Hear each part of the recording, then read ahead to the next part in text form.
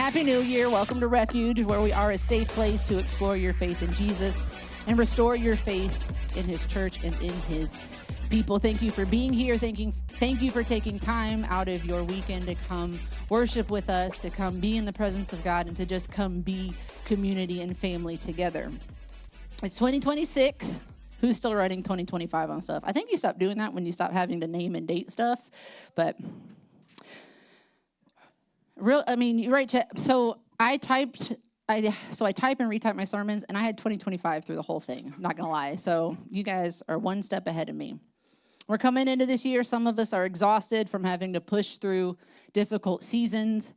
Some of us have hope that the next 12 years are gonna be nicer to us. Things are going to go our way. Our hopes and dreams will come to fruition. And usually when the new year comes, I feel a little mix of, I survived, and where the hell did that year go? Anybody else? The older you get, the faster time goes. But this year, I felt a little more gratitude and a little more hope as we're moving into the new year. Does anybody make resolutions? Good. Because I don't either. I think they're dumb. I don't like them. If you make them, sorry, who raised their hand over here? I'm gonna explain why. I'm gonna explain why, and then you can make your resolution. Sorry, I didn't mean to be judgmental. But if you've seen that episode of Friends, you know that not one person, not one friend keeps their resolution. Chandler almost explodes because he wants to make fun of people. Ross gets stuck in leather pants, and Rachel needs to gossip. And so I don't make resolutions because I don't like the implication of the word resolution, which is a firm and determined decision to do or not do something. And for me, through the years of becoming more self-aware, firmly deciding not to do or to do something is just a recipe for failure for me. I was a kid that, okay, I'm going to clean my room today. And then my mom would say, hey, clean your room. And I'd be like, well, I don't want to clean my room anymore. Anybody else or just me? Am I the only defiant middle child? So the whole world is shouting at us in the new year to be better, to do better, to fix everything. And so there's pressure on January 1st as a chance to start over and be better, be a new year, new me, by the sheer force of will. And who among us has that kind of willpower? I don't. I did a triathlon, but I did it a little bit fluffy because I was not cutting out sugar or donuts. I was asked tonight if I gave up Dunkin' for New Year's. No. Sure didn't. Because who wants to cut out sugar? No thanks. Definitely not drinking less coffee. Lose 10 pounds. For why? My wife thinks I'm hot. So I don't make resolutions. I set goals. And if I'm being honest, I set very attainable goals because I don't want to mess up, But one year I made it was, and I've shared this with you before, last year, I think, or the year before, I don't know. Made it my goal to always take the grocery cart back to the cart return. Every time I go grocery shopping, I take my grocery cart back to the cart return. A couple years ago, I made it read one book a month. And I set goals because I feel like there is more grace with a goal than with a resolution. I feel like with a resolution, you don't have a lot of room for error, but with a goal, like if I didn't finish a book in a month, I just kept reading into the next month until I did finish it and started a new book. And it still counted it because it was just a goal. And I still met my goal because I still finished a book. And technically, I read one book a month. See, there's wiggle room to not be a failure. Thanks, babe. If I didn't return a cart, the next time I would return the one that some turd muncher left in between. Sorry, it's been a minute since I've been in the pulpit, so I got to not say that, though. I'm not going to, drop the F-bomb, but I did almost say. So, but I'm a big fan of grace because grace is where the gospel begins. The gospel, the good news of Jesus, tells us that before we take a step into the new year, before January 1st comes, we are already loved, we are already accepted.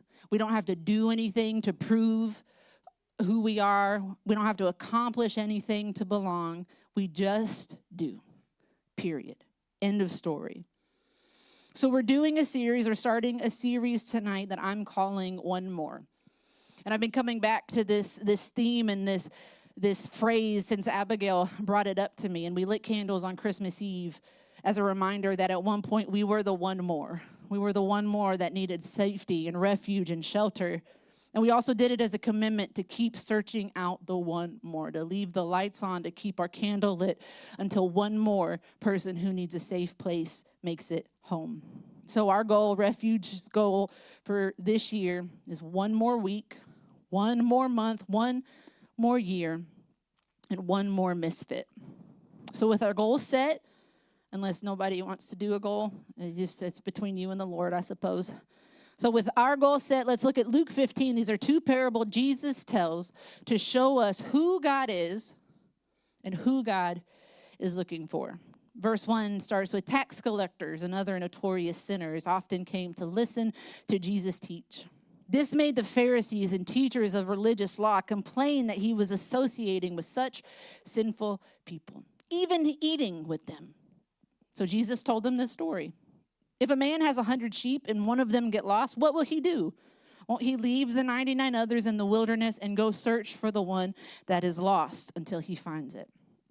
And when he has found it, he will joyfully carry it home on his shoulders. When he arrives, he will call together his friends and neighbors, saying, "Rejoice with me, because I have found my lost sheep."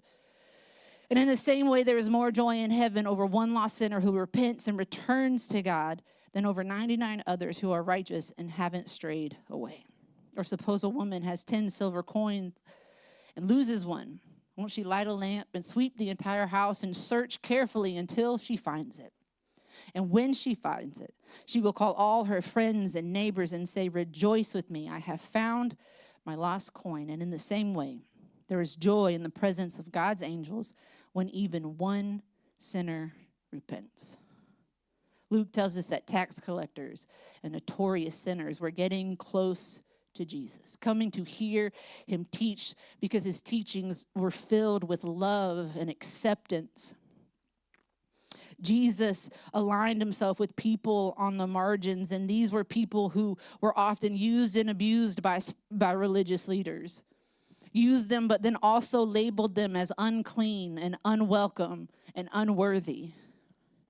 And these same riffraff, these same unclean people were not being dragged to Jesus because they needed to get to church and get their soul saved, but they were drawn to Jesus. They came to Jesus willingly because his teaching was filled with grace and acceptance. And like everything Jesus did, it made the Pharisees and religious leaders real mad. How dare he associate and eat with these sinful people? And when Jesus hears this complaint, he doesn't argue theology. He doesn't defend his actions. He doesn't even defend the people who he's standing with. He tells some stories. One, the lost sheep. Most of us, some of us, or all of us are familiar with this one. A shepherd notices one sheep has gone missing. 99 are fine. 99 are safe. 99 out of 100 made it home. In Lee County, that's an A+. So I don't see anything wrong with that. But Jesus tells a story of a shepherd who refuses to ignore and abandon the one that has strayed away. And it's not because the 99 don't matter. It's because they all matter. All 100 matter. And this sheep matters too much to be left behind. And the lost coin, and I really love the picture that Jesus paints here because this parable is, well, it's me. Because if I lose anything, like my keys, my AirPods, my glasses, my debit card, my wallet, my shoes, anything, get out of my way. Because my toxic trait, which I am working really hard to correct, is that I get big mad when I can't find something. Like Annika almost broke up with me like one time because I was real mad I couldn't find my wallet. And the toxic thing about it is that I blame everyone else in the house. It's not my fault. It's not my ADHD brain that misplaced it. It's definitely my kid's fault, for sure. He was messing with it's always my fault. It's always my fault. This woman loses a silver coin. To put it into a little bit of perspective, one silver coin was about a full day's wage, one full day of working. So losing one, if she only had one, that would be bad. But she's still got 9. That's the point. She's got 10 coins, 10 days worth of wages. She would probably be okay. She'd probably be able to pay all of her bills, and she would be fine. And for a woman, these silver coins were not just 10 days worth of wages and a means to survive and get by in her community. To a woman, this money would have also represented security and wholeness. You kind of imply that she's a widow or she's single. So she has 10 silver coins as her security, as her place in the world to survive. And she's not willing to even give up a tenth of her security. And she did not stop looking. Jesus said, won't she light a lamp and sweep the entire house and search carefully until she finds it? Which, as a kid, my mind painted a picture of a woman taking a broom and literally sweeping the entire house trying to find her coin. And I was like, that's a weird way to look for something. So I feel like young Nicole would have really benefited from having the Message translation around, because that same verse in the Message says, won't she light a lamp and scour the house, looking in every nook and every cranny until she finds it. So no, young, dumb Nicole, this isn't a casual cleaning and sweeping. She's not sweeping up all the layer of dog hair on the floor so she can see the floor and she can find her corn. I've been doing so good not messing up my words. This is her coin. I don't know if I corrected myself. This is a thorough and intentional clearing of every corner, every nook, every cranny, under every piece of furniture. She is ransacking her house, leaving no part untouched or unsearched. This parable isn't just about money. In this very patriarchal culture, Jesus is telling these very patriarchal religious leaders that God is like a woman. Yep. A woman who upends everything that is comfortable until she finds and brings back what belongs. And when the shepherd and the woman find what they lost, they say, rejoice with me, because I have found what was lost. Because when what gets lost is found and brought home, when the one more makes it home, there is a celebration. So what Jesus is telling the Pharisees is God is like a shepherd who lost his sheep. God is like a woman who lost a coin, because God will not stop searching and will not stop running towards the one more until they are found. Jesus says that even heaven rejoices and throws a party over one more person who finds belonging, one more person who thought they were forgotten, one more misfit who never felt like they had their space, one more person that felt too beat up, too broken to be valuable. Jesus celebrates every time there is one more. And so our goal at Refuge for 2026 is one more. And also probably to take more pictures, because this is all I got. One more week, one more month, one more year, one more misfit, and chasing again and again to keep searching, to keep welcoming, to leave our candles lit for the one more. I don't like resolutions because they frame the next 365 days as a giant test. You got 1 year, one chance, don't blow it. But Jesus' words here in Luke 15 allow us to frame the next year with a little bit of grace. The shepherd who searches until he finds his sheep, the woman who ransacks her house to find a coin. These are not big, spectacular moments of seeing a resolution through to the end of the year and accomplishing some big, grand goal. These are simple examples of persistent, faithful, everyday love. What if 2026 isn't 365 chances where we have to prove ourselves? We have to prove our worth.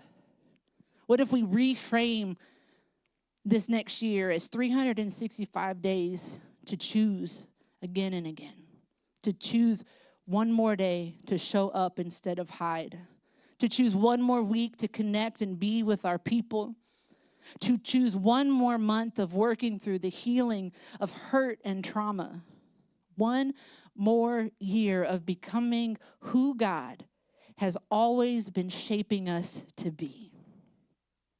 Luke 15 starts out real scandalous. Jesus is not just talking to the riffraff. He's just not talking to the undesirables. But when the Pharisees say even eating with them, this was a big deal, because to welcome someone at your table meant that you accepted them. You were willing to have them in your space. But Jesus doesn't condemn the religious. He doesn't throw down theology or scripture. He simply tells stories of everyday people doing everyday, ordinary things. So when he talks about the shepherd, shepherds were considered perpetually unclean individuals. They worked with smelly animals. They were outside for long stretches of time, which made it difficult to bathe. And they also had to handle dead animals a lot, either a dead sheep or a dead... Thank you. I could only think of raccoon, and and I couldn't get to anything else. So I was this close to saying it before Mary saved my tushy. A predator, which made it impossible, nearly impossible, for them to keep the Jewish purity laws that said they couldn't touch blood or touch dead things, which meant they were kept out of the synagogues. They were not allowed to worship. And it wasn't because they were physically dirty. It was about who the Pharisees and who the religious said was allowed to have access to God. It was the religious saying who was worthy of being close to God and who was expected to stay on the outside. So imagine the feathers that it ruffled when Jesus says, okay, so imagine God is a shepherd, which comes right up to the line without crossing it. But that's why I love Jesus, because he's a line crosser, much like myself. And he hits them with, okay, now imagine God is a woman. If the Pharisees had been wearing pearls, they would have clutched them so tight, the string would have broken. Jesus tells a story about a woman. She's not a queen. She's not a prophetess. She's not a woman that has position or power. She's not influential. She is just an ordinary woman doing ordinary things in her ordinary home. And Jesus could have very easily told a story of a wealthy woman. He could have chosen a respectable main character for this parable, because Jesus is just making this stuff up on the fly. But instead, he centers this story on a woman whose world is small and ordinary enough that she notices one missing coin, and it matters. Jesus used a shepherd and a woman on purpose, because to Jesus, even within his parables, nobody was expendable. Nobody was relegated to the background. No one was unworthy or unclean. Everybody, all people, every person was one more worth seeking, one more worth celebrating. The woman and the shepherd were one more worthy of turning everything upside down for. And these are the people that Jesus aligned himself with, the marginalized, the forgotten, the misfit. And when Jesus tells the parables of the sheep and the lost coin, he reframes ordinary, everyday life as something holy and sacred. Jesus makes the story and the point of his ministry about belonging, dignity, and relentless love. And it's not just about finding the one more. It's about being the one more who finds the one more. So I don't know if you've ever heard a pastor or a Sunday school teacher say that sheep are really dumb. Has anybody ever heard that? So I'm here to say that that's not true. They're not dumb. They're just vulnerable. And I've come to believe, and I'm here to scientifically prove that they are vulnerable because sheep are neurodivergent. Please. Nobody get mad. Nobody get mad. Allow me to present my evidence. It's been proofread, peer reviewed. My evidence that sheep are neurodivergent is they're easily overstimulated. They are terrible at self-direction. They stress out in loud environments. They fixate on things. They often get stuck. They wander when they're overwhelmed. They struggle with focusing. They panic spiral when the routine is broken. They're easily distracted. They can overthink. They shut down, and they can't sit still. So please don't be offended because I have only just described myself and no one else in the room. But if you do relate to any of these things, you might want to call your doctor Monday morning. I don't know. So why am I saying this? Because one, it's funny, and I love when I can get Mary to laugh like that. Because when a sheep gets lost, it does not have the internal skills to pause, to think, and correct. They don't get lost and be like, oh, the flock is over there. They get lost and they panic spiral, and they often take off running in the opposite direction. They're not focused, they're distracted, they're lost, they're scared. So instead of thinking, they just run away. So that's how a sheep gets lost. And I'm not calling out anybody in the room with the neurodivergence because I'm prone to all of these things. And I'm prone to wander and fixate on stuff. And when things go sideways, my first response isn't always rational. It's a good, unhealthy mix of panic spiral in the opposite direction, including my response to trauma and 30 years in the closet. It all just accumulates. But I spent 30 years in the closet and spent 30 years feeling like I didn't belong, like I didn't have a place, that I wasn't safe. And so my response, my reaction when I moved back from Ohio was to run from church, run from ministry, leading worship, run from preaching, run from church and my calling. My response was to just run. I came back, like, it's just going to be me and Jesus. I don't want to go to church. I don't want to be involved in anything. Jesus is communicating so much with these two short parables is he's not just saying that the lost one is worth seeking out. It's not just telling us that God is like the people that we've marginalized. He's saying then and for all of time that he does not care how angry, how bitter, how panicked or overstimulated or how lost that we are. Jesus with these parables tells us that he will not stop running until we are found. And in my panic and in my hurt and anger and fear and all the other things that I felt about church and ministry, not one time, not one moment did Jesus stop chasing me. He was reckless enough to tear apart everything to make sure that I was the one more that mattered, the one more that was worthy, the one more that was celebrated with a purpose. And now I get to spend my life scouring and searching and upending the whole world for one more. The one more isn't just about seeking a dramatic transformation. It's about faithful attention. It's about being intentional. Our goal, like I said, for 2026 is the one more. It's not an overhaul of how we do things. It's not trying to implement mega church protocol so that we grow and we bust out of this building.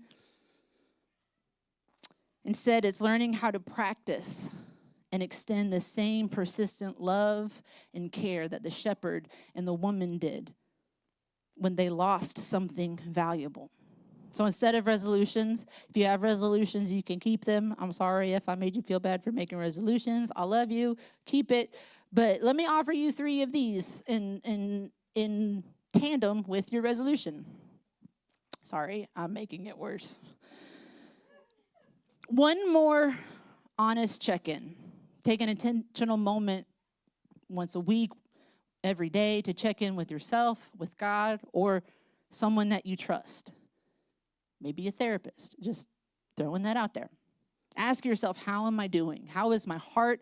How is my mind? How are my emotions? And take time to name the fear, the exhaustion, the anxiety, the depression, the anger, the hope, the joy, the things that you're doing right, the things that you can do better at. Be grateful. Be quiet. Slow down. Turn off notifications. Put your phone down. Delete apps. And pay attention to yourself. The shepherd realizes that a sheep is missing. The woman notices a coin is gone because they took intentional time to evaluate what was important.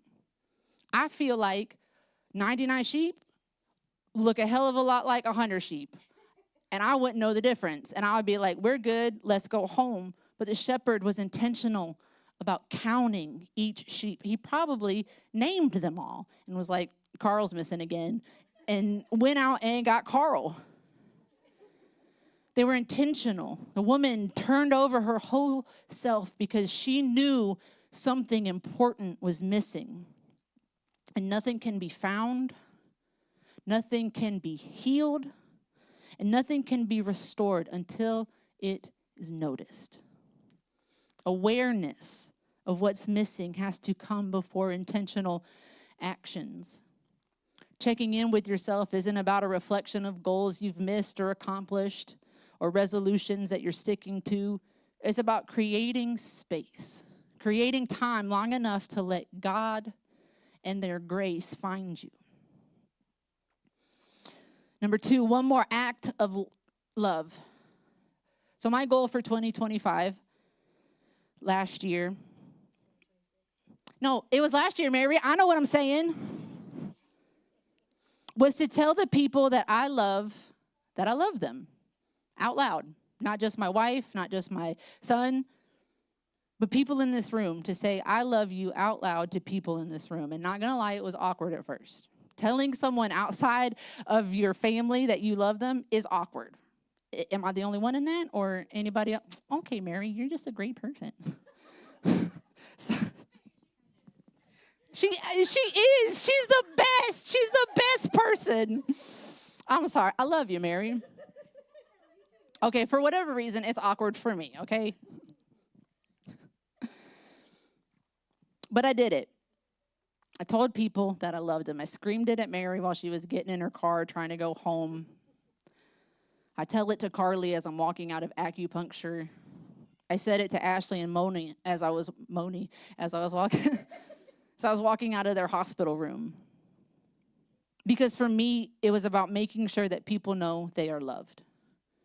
Being intentional about saying, I love you. And now it's just normal for me.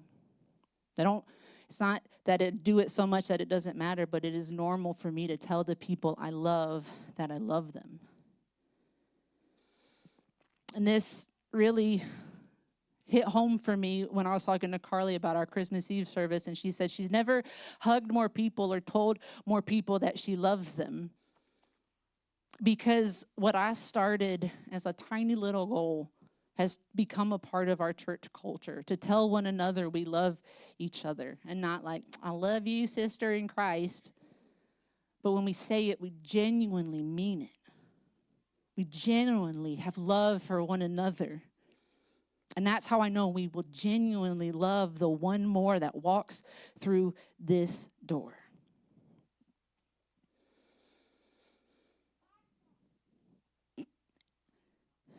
And then the last one is one more week to be present. To be intentional about showing up here. I know, surprise, surprise, the pastor is telling you to come to church more in the new year. But look, it's not for my benefit. I would preach the same way whether there were 40 or 4 in the room. I would just do it. The fact is that one more moment of presence can change a lot. Last week I didn't preach. We did a trivia night, which like 4 people were like, we should do that next week and you shouldn't preach again. And I was like, well, I'm offended. I didn't even pray for the food. We had food and I didn't even pray for it. I didn't even bless it.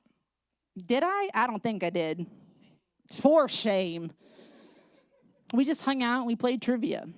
And at the end, while we were cleaning up, Kenneth came and gave me 2 of the biggest hugs he's ever given me and said, thanks for this. I really needed it. And it broke me inside because I almost didn't show up here. I was like, no, just cancel service. I want to be with my family. And I was like, no, people need people. And if we did trivia just for Kenneth to get through his week, then it was worth it. And then I cried when I wrote this, and I'm going to cry now. But I watched the teenagers be on a team together. And as simple as it was, it just like got me in my feels, because it wasn't just kids sitting together because they're about the same age. It was young people finding a safe place. Not because we're in a church that is a safe place, because it was a safe place with their people, where their pronouns were honored, where dead names were forgotten, neurodivergence is respected.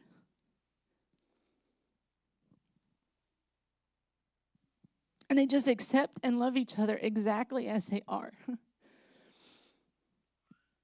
There was a trans girl sitting with them, somebody who is non-binary, a kid on the autism spectrum. And they all just sat there, being safe place for one another, honoring who they were. Being around your people isn't going to fix everything, but it gives us one more day, one more thing to be grateful for, and it brings us back one more week for one more connection. This series isn't going to be about self-improvement, but it's going to be about who we are becoming together as a family, as co-builders of Refuge. Because Refuge exists because someone needs a safe place. One more needs a safe place. I still believe there are people looking for home, people who have sworn off church, people who need people. In Luke 15, Jesus tells these stories because the religious leaders are grumbling and complaining. They are upset that the lost are drawing near to Jesus. And so we refuse to grumble. I don't think I've ever heard anybody complain. I am 3 weeks behind on posting the sermons on the website. Nobody's complained about it. I forgot to put the candles out at Christmas Eve. Not one person complained about it. I was like, we're going to light candles in a minute. And I look out and I was like, nobody has a candle. And I just ran and I got them real quick. And not one person complained about it. In Pentecostal Church of God, I'm like, I'm never coming back. They forgot to put candles on my chair. We don't grumble, but instead we choose to rejoice. And we will continue to be a church that notices who's missing and with intention goes looking for the one more and celebrates when the one more steps towards home. Our goal for 2026 isn't to grow fast, but it's to grow in our faithfulness. Not measured by numbers, but by the depth of our love and the joy that we share when one more is found. Because at Refuge, no one is expendable. Every person has immeasurable worth. So that's why one of my goals this year, you got to keep me honest, is practicing communion every week. Because this table is where we remember who God is. Coming together for communion is a time to remember who God is looking for, who God says is treasured and valued. And it's about remembering a God who throws a party when the one more returns. Communion isn't a reward for those who have been found. It's not about having it all together, but it's about being held together by grace. Are they killing him? We're going to have real blood for communion. Oh my God, I'm so sorry. See what I mean? I cross the line just like Jesus. So as we step into one more year and we take communion, I want this to be our prayer. May this not be the year that you become someone else. May This be the year you take one more step into who God is already shaping you to be. When you feel exhausted, remember God goes looking for you. When you feel unworthy, remember that you are treasured. And when you stumble, remember heaven rejoices over every small turn towards home. 1 week, 1 more month, 1 more year, and 1 more invitation to be found and loved. I have 2 minutes left, so I'm not going to ask the band to come. I'm going to jump on my guitar and lead in a chorus or 2 of the last song, but tonight we take communion as a part of our worship. So as I begin to play and sing, will you come take the elements if you're ready, or when you're ready? Take this time to remember the one more. We lit our candles on Christmas Eve as a reminder and a commitment that we will continue to search for the one more. As we take our communion tonight, would you remember that you were once the one more? You might still be the one more. You might still be on the fence about everything. You don't know what you believe. You don't really feel like God can be trusted. But you're one more. You matter here. So, Father, would your Holy Spirit just settle in this place, speak to our hearts and our minds as we remember you are a God who loves us. You are God who recklessly and relentlessly searched for us because you believe the one more is worth it. We love you and we thank you. Would you just have your way in the next couple of moments as we just focus on